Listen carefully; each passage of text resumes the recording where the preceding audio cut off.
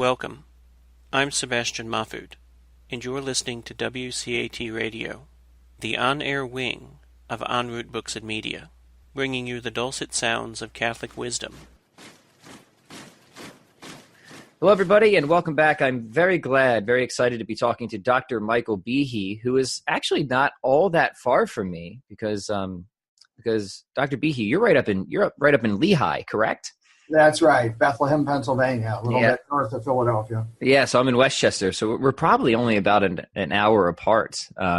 So very good. Like I said, I'm very excited to have you on. You are somebody who has created quite a stir, quite a controversy in a number of years. And even if people may not have read your books or have been familiar with your work directly, I'm sure they have experienced what have been many of the effects of your work.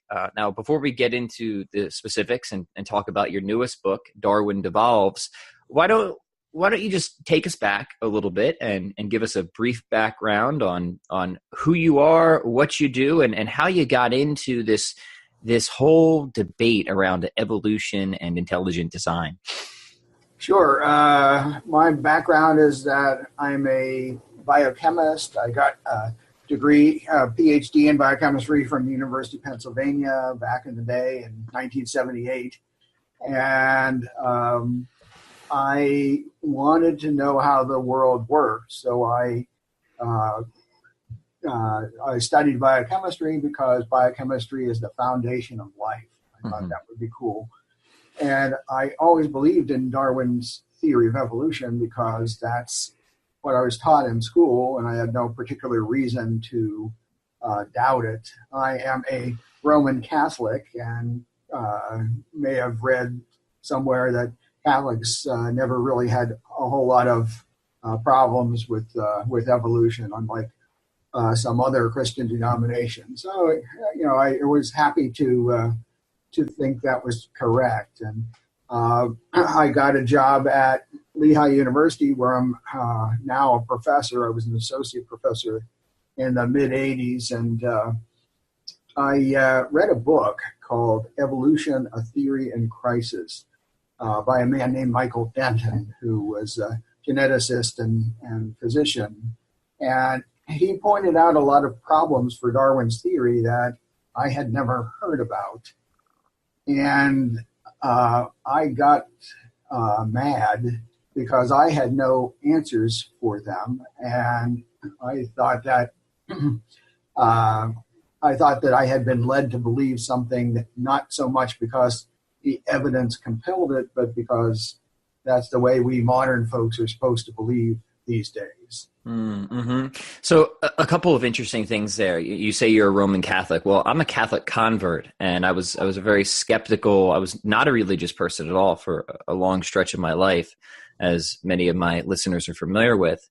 But when I became convinced of the theistic worldview, and especially when I became a Christian and then a Catholic, none of what brought me into the Catholic faith had to do with evolution per se. In fact, I pretty much avoided the evolution debate because I figured whatever whatever it is, whether the Darwinian story is true or whether there is some, perhaps more fine-tuning or intelligent design required on the molecular level, which you're about to argue for, I figured whatever the case is, I just feel like all the other evidence and arguments for God, like the metaphysical proofs, the fine-tuning from like all those are what secured my conviction, and the emotional kind of swamp that is the evolutionary debate never appealed to me, and I just never found it necessary to go into that. So I sort of solved my religious questions apart from the evolutionary questions. But then what happened is curiosity just got the better of me at some point. I'm like, all right, I really need to look into this. I really need to see what this debate is all about.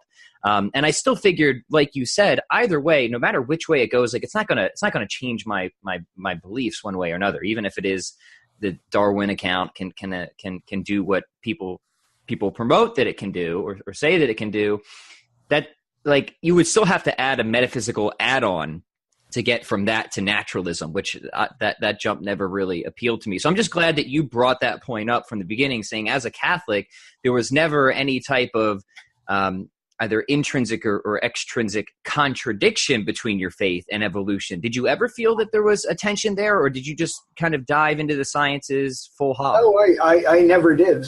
Certainly not until some Darwinists tried to tell me there was. I'm like you. I grew up. I'm a kind of what you call cradle Catholic. I went to parochial schools and so on, and I never, thought about any conflict between science and religion. Just never crossed my mind. And like yourself, I think the philosophical arguments for God and a soul and so on are the most compelling. Even now, I think they are the most compelling beyond my writings about biochemistry and such. And I never heard until I went off to college, and some of my dorm mates tried to tell me that evolution was a problem for religion. I was startled to hear that. I never considered such a thing, and it didn't strike me. So at the time, still doesn't strike me. I still don't think it's a problem. But nonetheless, a lot of people do. And I'm a biochemist. I got into it mostly because of the biochemistry. So that's why I'm in the conversation at this point. Yeah, it's funny because I'm with you. I never saw the contradiction there, but a lot of people seem to want to make it a problem. Like they're determined to make it a problem, even though and I'll admit with some religious viewpoints, some of the more fundamentalist, okay, there's definitely a contradiction there, and that's kind of, I guess, part of what attracted me to the Catholic Church was the deep, rich intellectual tradition. They're not only affirmation but engagement in the sciences, and I'm like, well, if this is true and it's all coming from God, then like why would there ever be a contradiction? But that's sort of beside the point. One of the reasons I really wanted to bring that up is one of the most consistent, I would argue, slanders against you, Dr. Behe, that I read when people are critiquing your book is they call you a creationist, but they don't mean it in the term that you believe in God. They're trying to put you in with those young Earth creationists who deny evolution in its fullest capacity. And that's just not the case, is it? Yeah, that's correct. It is not the case, but there is rhetorical advantage in doing it. It's like calling somebody a communist because they support Social Security or something. It's good for political reasons, but it's very very bad intellectual argument. No, I think the universe is billions of years old, 13 point whatever they call it these days, and that life arose and descended one from another. I just don't think it happened by chance.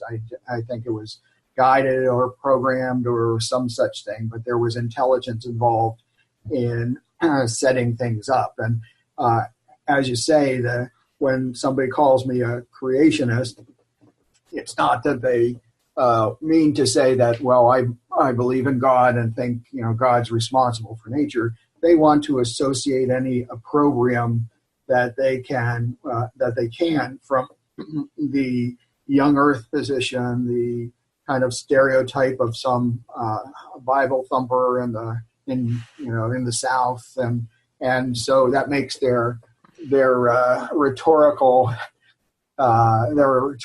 task a lot better, because then they can have their audience arch their eyebrow and think I'm some kind of a dope.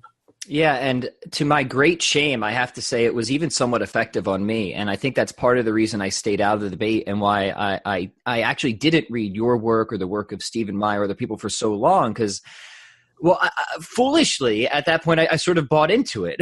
And it wasn't until I finally got over myself and I read Darwin's Black Box and Signature in the Cell, and I'm like, oh my goodness. Not only is this not anything like they portrayed it as, but these arguments are really quite convincing. And then the more I studied it and I read the counter arguments from many of your critics, I'm like, I think this is correct. I really do.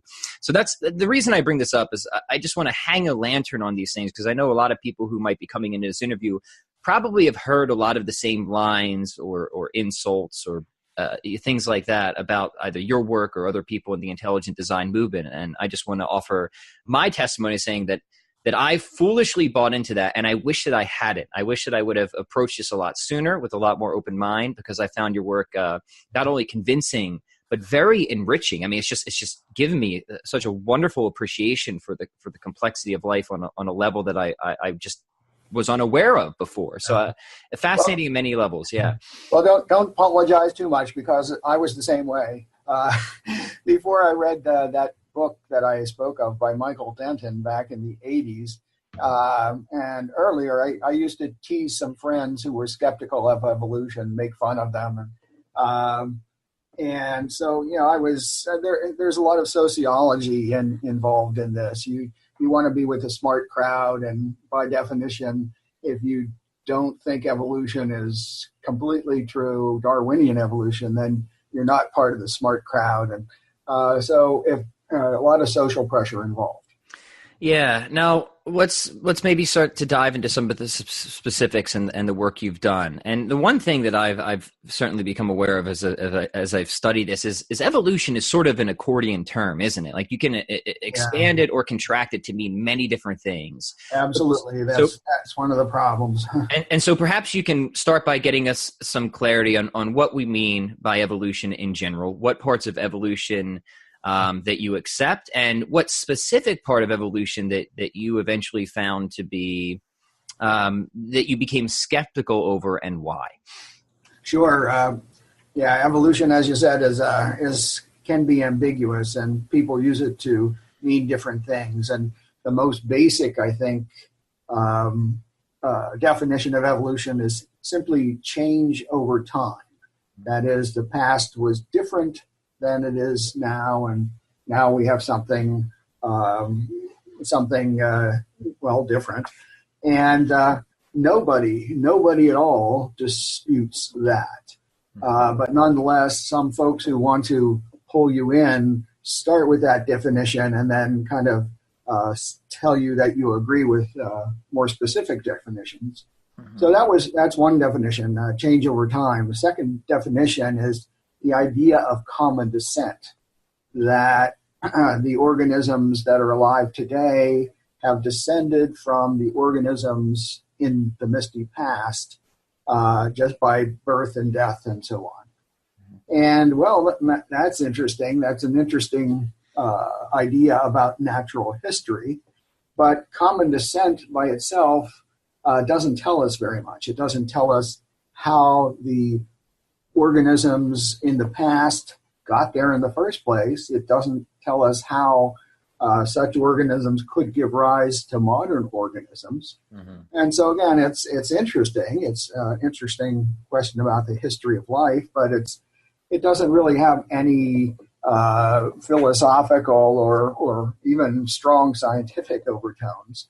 Mm-hmm. And the last definition of evolution is kind of a full-throated Darwinian evolution, where the descent of organisms from past organisms and everything before them too arose simply by natural laws, unguided natural laws, and natural selection. That is, if we start at least with a single cell or something, every now and again, by accident, some mutation or variation would come along, which would help it survive, and it would tend to survive and have more opportunities to leave offspring. And if the variation could be inherited, then the offspring would have better chances to survive. And so the descendants of that first lucky mutant would take over the population. And then maybe another variation or mutation would come along, and the species would change more and more and more over time and give rise to everything. And this is the battleground, that it happened completely by chance, there was no need for any guiding agent or intelligence in it. And this is the only aspect of evolution that intelligent design disputes. And that's what I focus on in my books. Yeah, and again, I'll come back and just make the interesting remark that I guess I was never convinced, even when I was a skeptic, that even if you accepted on the biological level that it could all have been assembled through selection and variation or selection mutation, that to me that it just didn't seem to follow that there was no guidance or no superintendence. I mean, if you look at like the teleology of how electrons are attracted to protons or the fine tuning of for me, it never seemed to answer the question either way until I started to read your work. So it's funny how people will put that metaphysical add-on, like that philosophical layer that even on Darwinian theory just doesn't seem to be justified. And I've always been curious why that seems to happen so often. Well, I guess when you're starting to talk about real basics in nature, like how did life get to be here, or how did the universe get to be here, or what do we mean by natural laws, and so on, then you're getting kind of down to bedrock, and so people's views of how they think the world works kind of get intermingled with the description of what's going on, the scientific description. So I guess that's why it happens there, and not so much with questions like how do flowers pollinate and so on. Yeah, no, that's an enlightening remark, and I'll be curious as we move through this to just hear what the kind of like culture around this in academia is right now. I'm pretty sure I have a strong guess at that, but let's continue on this path. So back to your history. Now that we've sort of got our definition straight, you read this book that started to cause you to perhaps even question some of the assumptions that you came up with as a biochemist. What happened next? What was your path like from there when you started this questioning process that led up to your first book, Darwin's Black Box? Well, after I read the book by Denton, I spent a lot of time in the science library looking for people who might have explained how Darwin's mechanism could produce some of the very complex and sophisticated systems that you study in biochemistry. Biochemistry is the study of the molecular foundation of life, and it's extraordinarily complex. And I used to think when I was studying it, I said, oh, gee, ooh, wow, how did that evolve? And then I'd say, well, I guess somebody has figured it out. And I would turn the page of the textbook. But after reading Denton's book, I said, well, who has explained that? And I found that nobody had. That, in fact, there was hand-waving and kind of a genuflection to Darwin saying, oh, isn't this swell what Darwin's mechanism can do? But nobody actually explained it. And so I was mad at that point, and I would walk up and down the halls at Lehigh and grab anybody I could and start complaining about evolution and so on. And they would smile and back slowly away. And yeah, like the Homer Simpson into the bushes, right? Exactly.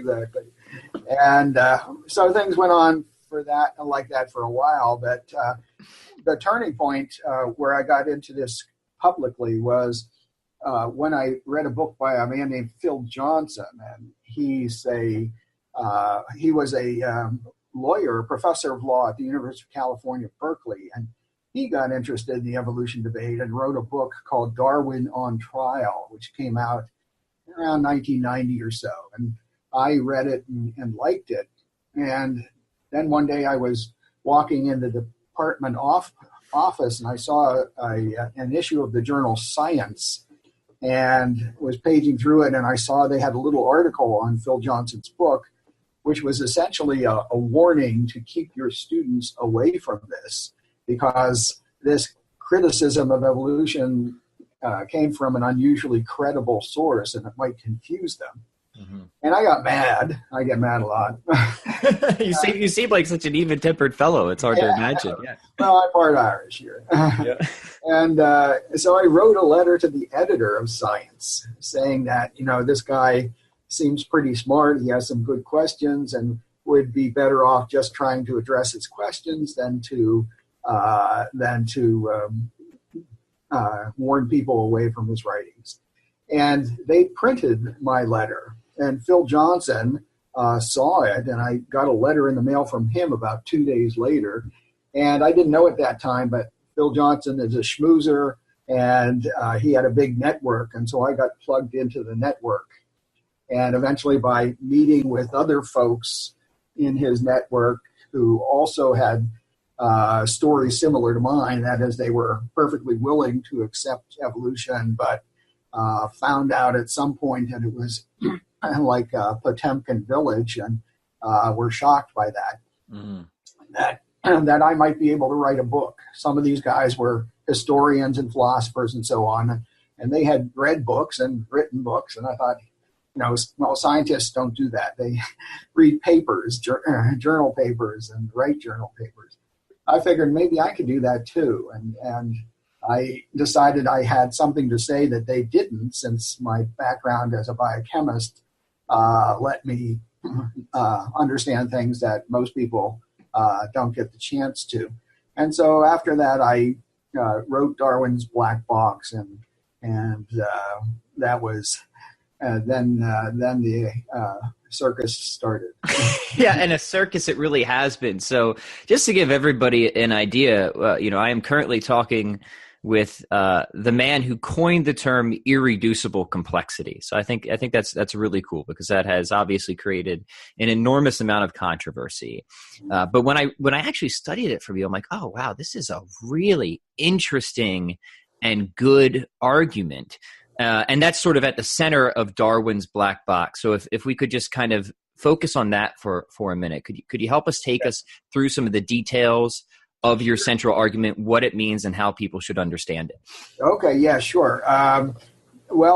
Darwin's theory of evolution by random variation and natural selection, he always insisted had to be very gradual. This is Darwin writing in Origin of Species. He says that his mechanism had to work by, quote, numerous successive slight modifications, unquote. So an organism had to change a little bit. That was all. That gave it a little advantage, and it would take over the population. Then it would change a little bit more. That would help a little bit more, and the process would repeat. And over time, these would add up to be big changes. Darwin was always nervous. He said, no, it has to happen very, very gradually, because he knew that if an organism improved rapidly in big leaps, then it would start to look suspiciously as if something non-random were involved in this process. Mm-hmm. And he went on to say, well, what couldn't my idea account for? And he says that if there existed some organ which could not possibly have been put together by numerous successive slight modifications, then my theory would break down. But he said, gee, I don't see anything like that. Well, if you think about it, what sort of a organ or system or machine could not be put together by numerous successive slight modifications? And in Darwin's Black Box, I wrote, it's one that I termed irreducibly complex. And that's a fancy phrase, but it just means something simple. Complex means it's got a number of different parts. And irreducible means that if you take one of the parts away, it doesn't work. It's broken. It needs all the parts to work. And a good example of that from our everyday world is a simple mousetrap. A mousetrap, a mechanical mousetrap that you might buy at a hardware store, has a wooden base, and it's got a metal spring, and it's got a bar that is flipped over and squashes the mouse, and a number of other parts. And it turns out it needs all those parts to work. If you take away the spring or the bar or whatever, it's not that it works half as well as it used to. It doesn't work at all. Mm-hmm. So the problem is, if you wanted to evolve something like a mousetrap by something like Darwin's gradualistic mechanism, it turns out to be an enormously difficult task to try to even imagine how that would happen. And as a matter of fact, yeah, it's nobody has even done so, at least in my estimation, for even a simple little mousetrap. And yet, the machinery of the cell, the molecular machinery of the cell, is also, much of it is irreducible, in the sense that if you take some parts away, it won't work. And so, and it's much more sophisticated than a mousetrap. So if it's hard to see how a mousetrap would be put together by numerous successive slight modifications, it's difficult in spades to see how the molecular machinery could be put together like that. Could you give us some examples of these molecular machines and what exactly makes them so complex? Okay, well, I guess the poster child of the intelligent design argument is something called the bacterial flagellum, which I wrote about in Darwin's Black Box. And it's really extraordinary. It's an outboard motor that bacteria use to swim. And just like outboard motors in our everyday world, it's got a propeller. It's got this kind of long whip-like filament that spins round and round and round, and that pushes against liquid and then pushes the bacterium forward if it's in a liquid medium. And the propeller is attached to the drive shaft by something called a U-joint, which kind of transmits the rotation, the plane of rotation of the drive shaft to the plane of rotation of the flagellum, the propeller part. And the drive shaft is attached to a motor which consists of a number of different parts. And the motor is attached to the membrane by clamps called a stator. And there's a bunch of other mechanical parts as well. So it's a real machine, just like an outboard motor is a machine. Again, like a mousetrap, it's got lots of different parts that are necessary. You take one away, you take away the drive shaft, or you take away the propeller, or other things, then it doesn't work at all. It's not like it works inefficiently. It simply doesn't work at all. So that's the nicest kind of visual example of an irreducibly complex molecular machine. And there's every day, you read a paper and other people have discovered more and more complexity in the cell of a similar nature.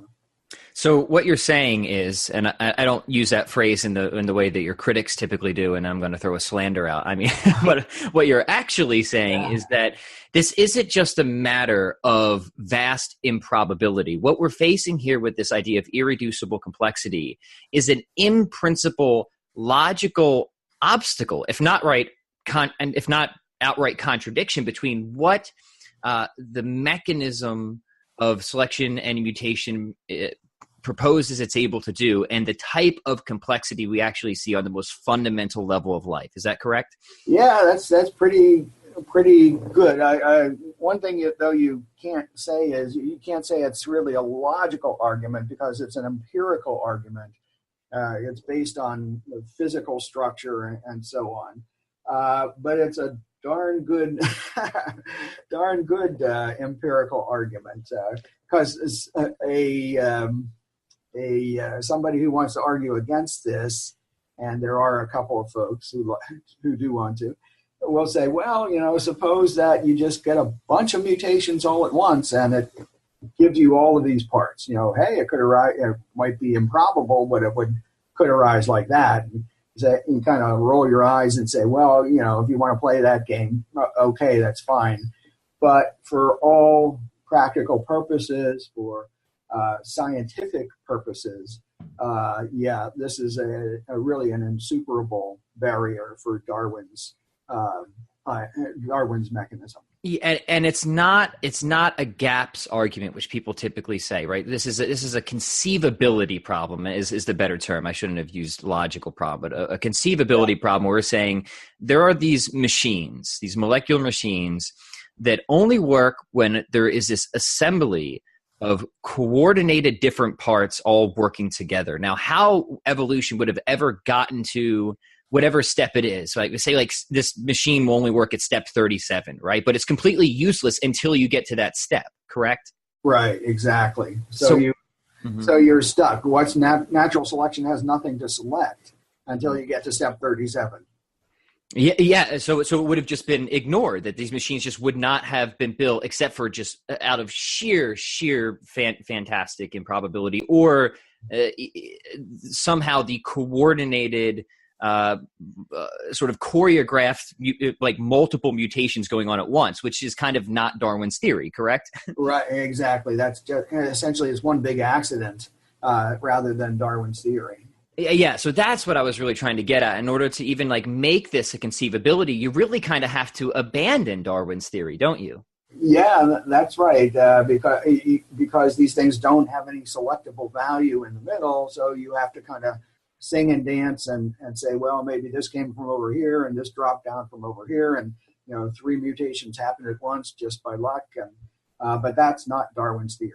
Yeah, and the reason I'm trying to point this out is as I want to equip people, because they'll go out after this episode and they'll Google irreducible complexity, and the first thing they'll read is that it's pseudoscience, this has all been debunked, but then they won't get any arguments for it, right? Then you won't actually hear, well, how has it been debunked? And that was exactly my experience. And I actually looked into the critiques. I looked at people like Coyne and Dawkins and all these other people. I'm like, where are your arguments? And what you'll sometimes get, the most common one you'll get is that, well, it can't be an intelligent designer because like, look at this thing and look at how like awkwardly or badly it's designed. But like perfection and design are not, and you point that out in your book, is like, well, look at your car. It's not perfect. That doesn't mean that it's not designed, right? And it's just, the arguments tend to follow like a theological nature where it's like, well, if I was God, I would do it this way. But that's just not a scientific argument at all, right? So it's just a bad philosophical argument.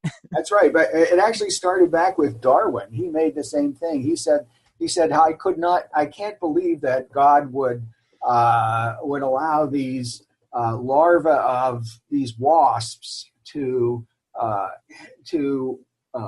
live in the I've forgotten to eat the bodies of caterpillars. I've forgotten now what the example was. And therefore, he said, and he followed right with that. He says, and therefore, I see no reason to think that the eye required design. Mm-hmm. So it's a theological argument. He said, there's this problem of evil. Some bugs eat other bugs, and therefore the eye must have arisen by random mutation and natural selection. It's just a big old non sequitur. But what I found deeply ironic about it is that they were just guilty of the exact same thing that they were accusing you of, right? Yeah. It's like they accuse you of being a creationist and like backing your religion into science, but you're actually showing the science. You're making the scientific arguments, and it's them who are trying to back bad theology into the science as their critique. I'm sitting here scratching my head. I'm like, this is really bad. This is really dumb stuff. Now, I don't want to be unfair. Some people have tried to offer serious critiques of your theory, which you have responded to multiple times in your book and your other work. So maybe we could talk about a few of the attempts that people have made in an honest and serious way to respond to your irreducible complexity argument. Okay. Well, can you name them? Well, all right. So the first thing that comes to mind would be the type 3 secretory system, and I don't want to get too complex, but where people okay, and you kind of hinted at before. It's like, well, we have something similar over here, so maybe it just kind of slid down over here, and I'm with you. None of these were at all satisfactory to me as responses, but I think it's just important for people to why they're not effective. The type 3 secretory system is the one that gets the most press. I spoke about the bacterial flagellum just a few minutes ago, and it's this swell rotary motor and helps bacteria swim. And later, another machine was discovered, which is called the type 3 secretory system, or TTSS. And it turns out it resembles a flagellum in certain respects. It too has kind of a tubular body, and instead of having a whip-like appendage, which is the propeller in the flagellum, it has kind of a needle-like projection from the top of it. And many of the proteins that comprise this molecular machine are similar to the ones that comprise the flagellum. And both of these things, well, the flagellum turns out it not only is a molecular machine, but unlike outboard motors in our everyday world, it has to assemble itself. People assemble outboard motors, but a flagellum has to assemble itself. There has to be a system in the cell to put it together. And it's very complex. And but one part of it is that the flagellum, the body of the flagellum is kind of a hollow tube. And the drive shaft is a hollow tube, and the flagellum, the whip-like structure, is hollow as well. And that's critical because the proteins that build the outer portion of this machine have to travel up through the hollow tube and attach themselves to the outer end of it. Well, the type 3 secretory system also exports proteins, but it exports them through this needle-like projection, and it sticks the needle into some poor other bacteria, that is its prey, and injects poisonous proteins into that cell, kills it, and then it eats it. Wow. So the critics said that, well, here's a simpler version of a flagellum. So clearly, we could just start with something simpler, make a type 3 secretory system, and then kind of rearrange that a bit and give you a flagellum. But nobody ever fills in those steps. Nobody ever says how you got a type 3 secretory system, which is itself enormously complex. Nobody ever says how you could transform a needle-like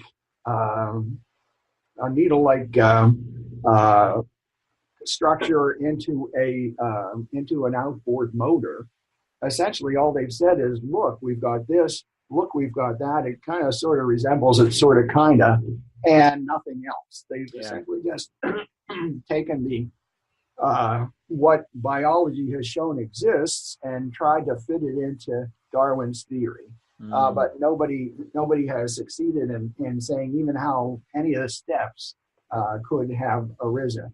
And it turns out that further work has shown that it's much more likely that the bacterial flagellum is the older structure, and that the type 3 secretory system may have arisen as a degradation product of that original, more complex structure. And just to say the obvious, it's not a Darwinian type scenario that postulates a very complex beginning and then something else arising by degradation. That doesn't tell us much of anything about how the original complex system might have got there. Yeah, and I'm glad we got to go into detail a little bit, because I just, I don't want people going out there and reading those one or two liners saying, oh, this stuff has all been refuted or debunked, but you have to be willing to roll up your sleeves and read the responses and I spend a lot of time doing that. And I think if you do it honestly and with an open mind, you'll be like, oh, I think this Dr. Behe guy's got a pretty good argument here. Like, this is pretty tight. So thanks for entertaining us there. And you brought up the idea of degradation, which I think is a nice jump into the segue for your newest book. So you haven't stopped at irreducible complexity. You've said there are other problems for this theory. And my goodness, so Darwin's Black Box was over 20 years ago. That's a long amount of time for there to be some to be some type of response to your objection. Surely within 20 years, somebody would have refuted irreducible complexity, right, Dr. Behe? Yeah, that's right. 20 years is forever in science. And yeah, you'd think that all sorts of examples of irreducibly complex systems evolving and would have been demonstrated by now. But it turns out that nothing has appeared in the real literature, in the scientific literature. You'll read a lot of articles that say, this argument has been refuted. But again, if you look, they oftentimes reference kind of other polemical pieces that say, this is a dumb argument, and I can imagine something doing this or that or the other thing. But no papers in the scientific literature have ever been published, even on the most controversial of claims that I made, showing that an irreducibly complex system could be assembled by a Darwinian process. So, yeah, the literature is as barren now as it was when right after I read Michael Denton's book, I went into the science library to see who might have explained these things. Yeah, and I think at the very least, to even just be conservative, I think a reasonable and responsible person should say, okay, I'm at least well within my rational rights. Even if I'm not going to accept intelligent design full out, it's at least reasonable and responsible to be skeptical of this Darwinian paradigm. Sure, right? You can say, well, yeah, Darwin's theory has problems. Maybe they'll fix them in the future, but right now, yeah, it does indeed have some problems. I'd be happy to take that. Yep. And so, but within those 20 years, there have been other developments, which leads to your new book. So tell us what those developments are and what the main new contribution is in Darwin Evolves that you argue really is just more weight against neo-Darwinism. Okay, yeah, it's probably hard for many people to believe, but only in the past 20 years have we gained the ability to actually test Darwin's theory. In the book, I make a comparison. I say right now it's kind of like speculations about how evolution worked before 20 years ago were kind of like speculations about what the universe was like before the invention of the telescope. Okay, once the telescope came along, we could get a lot clearer picture of what was going on out in space than before. Same thing now, and the huge advance is that the equipment has been developed to easily sequence DNA, sequence the genomes of a bunch of organisms. Most everybody's heard of the Human Genome Project, where the complete DNA letters of the human genome have been elucidated. There's 3 billion of them. And that was back in the year 2000. Well, that technology has developed by leaps and bounds. It's kind of like computers back in the 50s. They were big room-sized things, clunky and slow and expensive. Well, the ability to sequence DNA was like that, but like computers, it's become fast and cheap and easy. And so the result is that we can now look to see what are those mutations that are giving organisms an advantage in some situation or other. Before 20 years ago, people would see that, well, look, this bunny rabbit was born with lighter fur, and so it does better in the snow than the darker brown bunny rabbit. And hey, look, Darwin's theory works.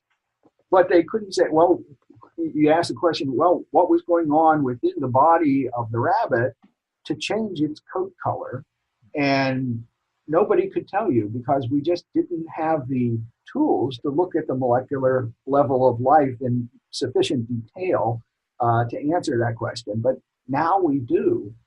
And the main theme or the main point of the new book, Darwin Evolves, is that when we look for the beneficial, the helpful mutations that natural selection selects and spreads and to take over a population, the great majority of them are ones that break or degrade pre-existing genes, stuff that was already there. Mm-hmm. So like in the case of the rabbit that I talked about, if a rabbit has brown fur, and that's the result of the machinery that makes a pigment for its fur, and if you break that machinery, then its fur might turn white because it no longer has a pigment, and it might do better in a snowy environment, but it's the result of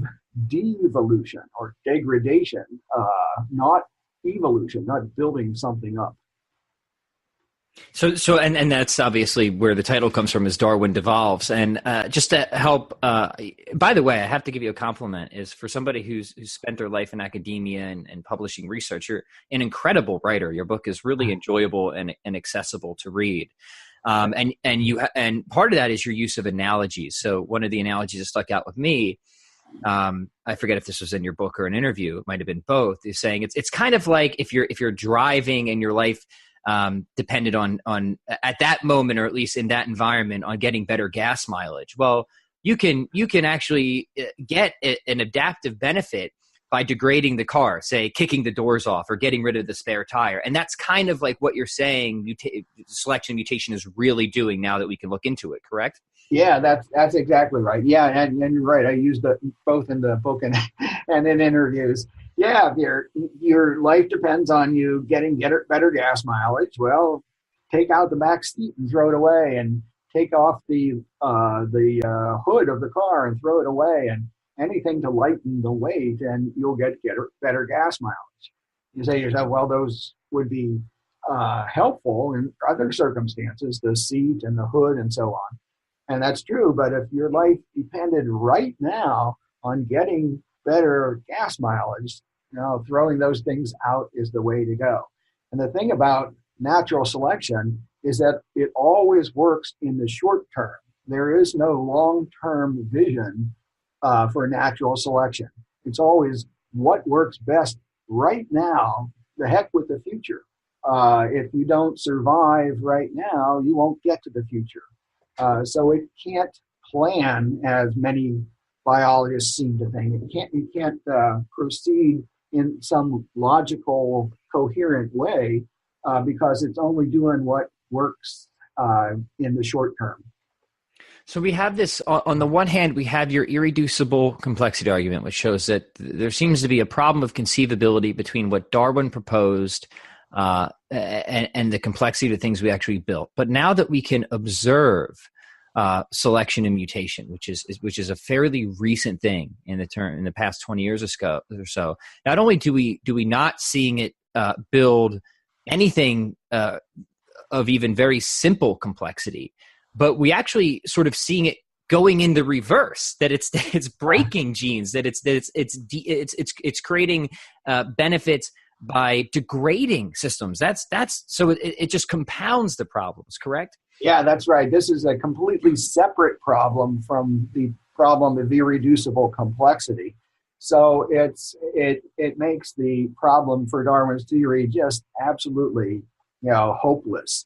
But the good news, I guess, or for a Darwinist, is that, well, Darwin's mechanism does work on a small scale. There are things it can do to adjust an organism to its environment, but again, they're pretty much always throwing away things that an organism already had. A good example, I start the book with an example of that most people probably wouldn't think of, and that is a polar bear. A polar bear is descended from brown bears, grizzly bears, a couple 100,000 years ago, and they're pretty formidable beasts. I'll tell you, they're the largest land predator in the modern world. They survive in this extreme habitat, and they eat poor seals for a living. And it's the entire genome of the polar bear was sequenced just about 5 years or so ago. And the brown bear had been sequenced a couple years before that. This is crazy. We live in an era when we can just sequence the whole genome of a polar bear. Mm-hmm. And they compared the two. The workers compared the brown bear genome with the polar bear's genome, and they found 17 genes that were the most highly selected. And that means that they were the ones that were most important in its ability to adjust to Arctic weather and so on. And one of them was a gene called ApoB. It was the most highly selected gene, and it's involved in fat metabolism. Turns out that polar bears eat a diet of almost pure fat from seal blubber. Yeah, they're into that ketogenic diet, it seems. Yeah. They're no dummies, I'll tell you. And it turns out that this ApoB is something that's very important in fat metabolism. And the workers saw that it had several different mutations in the gene, and it determined that most of them were damaging.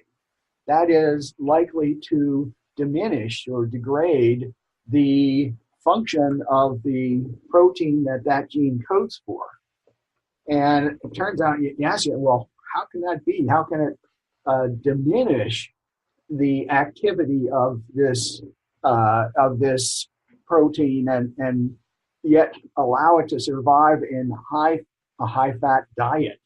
Well, it turns out that, if you have start signals and stop signals and all sorts of controls in biology, and if a protein is slowing something down, like the, say, clearance of fats and cholesterol in a bloodstream, and you break it, that will speed things up. It might be normal, it might be best in a less frigid environment to have a slower fat metabolism. But if you kind of damage the brakes, then you might be able to go in a colder environment and eat a lot of fat and clear the fat more quickly and be very well adjusted. But you adjusted to that new environment by breaking something, by breaking a control perhaps on a process that was already in place. You weren't building anything. So even the magnificent polar bear seems to have adapted to its environment mostly by devolution rather than by evolution. Yeah, this is absolutely fascinating. And as you kind of argue in your second book, you don't deny that, okay, selection mutation can have effects, but there's sort of a limit to what it can actually achieve, correct? Sure. Yeah, that's right. And you can see what that is just by thinking about the polar bear again. Okay, you say to yourself, well, okay, global warming, melts the Arctic. Okay, now what do the polar bears do? I know, somebody says they'll just go down and they'll resume the diet that their ancestors, brown bears, grizzly bears, had. But wait, their ApoB, their protein that they broke to adjust to the frigid weather, is still broken. And it's a whole lot harder, maybe impossible, to make something new rather than to break it. So they're stuck. They can't adjust to the new environment. And so they're pretty likely to, be a lot more fragile when it comes to adjusting to a new environment. So they are limited. The ancestor of the grizzly bear and the polar bear might have had this flexibility to adjust to a number of different environments.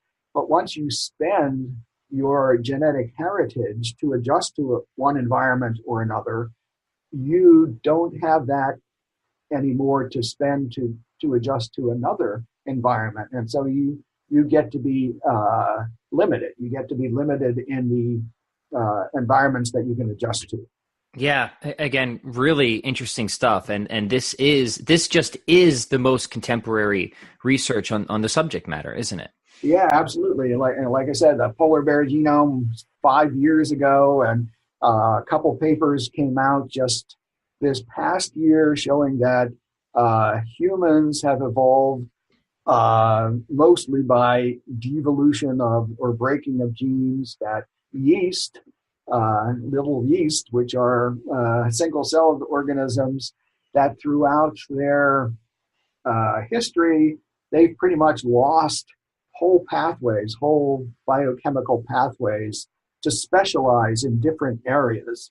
And that's great, but again, once you specialize, then you're limited in what you can do. So now that this new technique, the DNA sequencing, is going great guns, we're just seeing more and more and more of the phenomenon of organisms breaking stuff in order to adjust to different environments. So now this kind of brings us to the big question. So, okay, maybe people are following along, and these sound like good objections, at least objections that are worth looking deeper into with respect to Darwin's theory. But how do you get from the things you've just described to design being the best explanation? Where does the idea or the inference to intelligent design come from in all of this? Well, it's kind of the flip side of a lot of this stuff. We talked about irreducible complexity and how it's a big problem for Darwin's theory, but it's also a strong pointer to a mind, to some intelligence that designed this stuff. Think of a mousetrap. You say, oh, I can't put that together gradually in a random way by numerous successive slight modifications. Yeah, well, nobody would think that's how it was done. It's somebody put that together purposefully, and you can tell that because we perceive the work of a mind in the arrangement of different parts with each other to produce something that the parts alone can't do. So it turns out that minds can, if they have the power to manipulate something, they can arrange it for whatever purpose they want. And that's exactly how we perceive the work of a mind. And I talk in the final chapter, or right in the final chapter, chapter 11, which is called A Terrible Thing to Waste, that whenever we, say, read letters or listen to words, we perceive the work of a mind. Whenever we see mechanical parts arranged to do something, to work as a system, we perceive positively. This is how we do perceive it. It's not some mystical thing. We're looking at physical, empirical arrangements and understanding their purpose behind them, and kind of reasoning that whenever we see these things, we realize that there's a mind behind it. Which is really just a very basic everyday intuition, at least once you outside of biology. I mean, for example, I just bought an electric drum kit, and it's not a very well designed. It's kind of crappy. It's kind of cheap, but certainly like that has nothing to do with the fact that it's designed. And I guess it goes back to that kind of age old argument. Well, why is it designed this way? That seems kind of crappy. God wouldn't have done it that way. But again, it doesn't follow there. First off, it's just like, well, maybe God's a bad designer. Maybe that's just the best. And like, certainly like you can leave that open. Or maybe God's purposes in this world wasn't to try and impress you with his canny engineering ability. Maybe that's not what God is particularly after. Right. So like, if you're going to try and stage bad philosophical or theological responses to scientific arguments, then you should at least engage with the theodicies or philosophies that answer those, rather than, you know what I mean? I can't get over it, because it's the one that you constantly run into.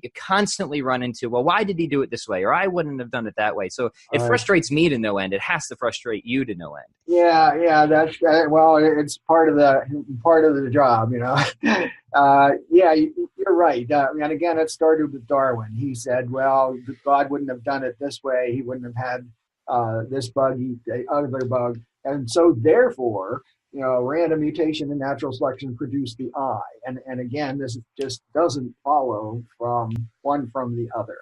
But it's the case that a lot of people say, well, you're just saying God, we can't think of how this could have been made by Darwin's process. Therefore, God did it. It's a God of the gaps. But we perceive design positively. We see a purposeful arrangement of parts, like in the mousetrap. Things are arranged so that they do something. So it's not an argument from ignorance, it's an argument from knowledge. It was a lot easier in Darwin's day, and even 70 or so years ago, to think Darwin's theory could work, because we had less understanding of the fantastic sophistication and complexity of the very foundation of life. So that's how we positively detect design. And the other thing that I think is worth bringing up is this idea of kind of predictive success. And I know you get hit with that a lot. Well, make some predictions for us. But I think at Darwin's theory, and like, if that was true, then I think what we would have predicted from that should be very different than what we're currently observing. Like, we should see structures that could be assembled that are more simple, that could be assembled in a sort of random, chaotic way. And that isn't what we see, is it? No, not in the least. Experiments have been done even in the past 40 years or so, trying to get little microbes, bacteria and so on, which you can grow in great quantity and rapidly and so on, to get them to do something neat, build something new by random mutation and selection. And overwhelmingly, again, you see degradation, that they destroy things rather than make them. And the point that I just want to reemphasize you're saying is this isn't an argument from ignorance. This is an argument from the best evidence in science we currently have, making an inference to the best explanation, which is actually a method that Darwin himself used, wasn't it? Yeah, that's right. He said that, well, if this had happened in the past, then we might expect to see what we see in the present. So he was inferring the best explanation from what he saw. Now we've got some additional facts, though, in our textbooks, in our science, and it turns out that his scenario is no longer the best explanation. I think a different inference, inference of purposeful intelligent design, much better explains what we see now. Yeah. Well, Dr. Behe, I want to thank you for your time, and I want to make sure that people go and pick up this book, because it's such an accessible and thorough read. You do a very thorough, careful job, and you spend a lot of time responding to the critics and in the appendix, looking at the responses that have come in and responding to those as well. And I have to give it to you because you do it in such a kind and charitable way. You actually don't spew the same type of venom that the critics so constantly come after you with. And I guess that was my editor. I struck out all the swear words and stuff.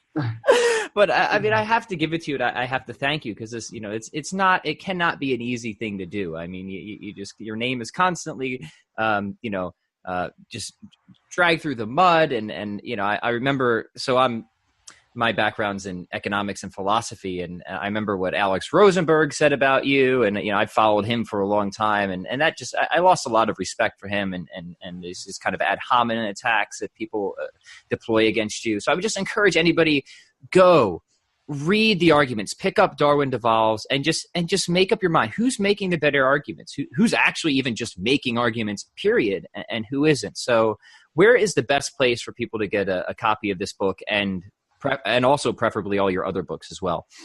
Well, the best place, I guess, the easiest is Amazon.com. You can just type in my last name, Behe, and you'll come up with them all. The book itself has its own website.